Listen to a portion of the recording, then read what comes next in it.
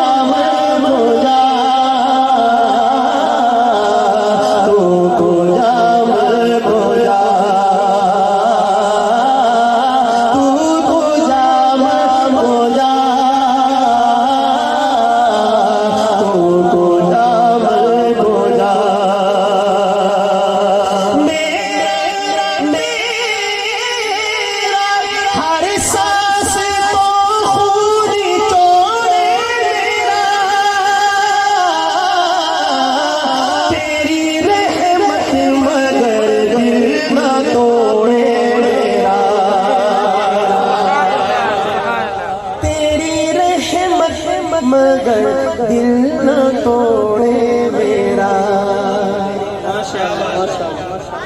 سبحان اللہ سبحان اللہ، کہنے کوئی مصرع ہے لیکن اس کی معنویت جائیے اور وحشی بن حرب سے پوچھیے۔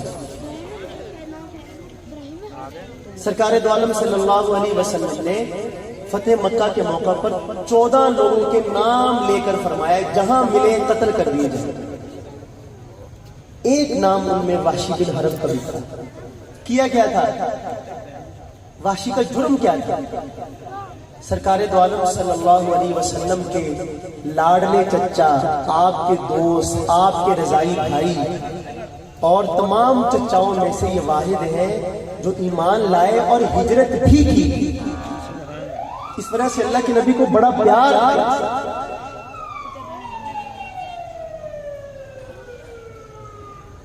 تو نبی کریم صلی اللہ علیہ وسلم نے یہ اعلان فرما دیا، وحشی مکہ مکرمہ سے بھاگ گئے، قسمت بھاگ گئے یہاں سے۔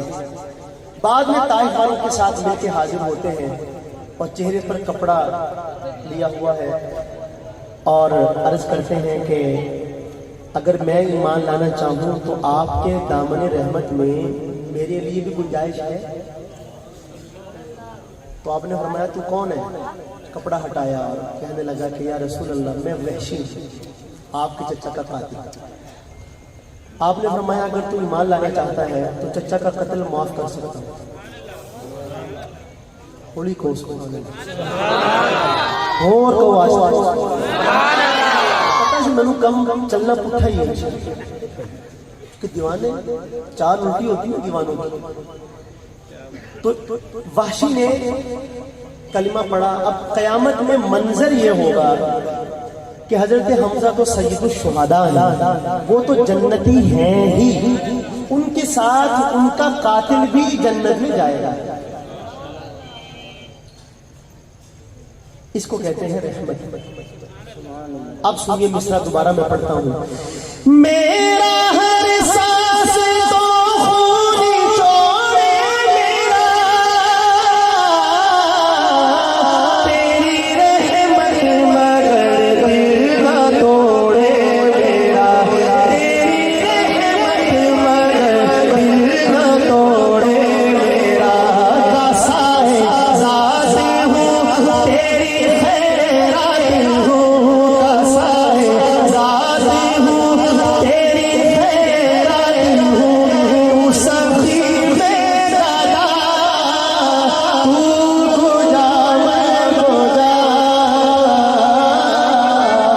تو گجا میں گجا، ڈگمگاؤں تو حالات کے سامنے،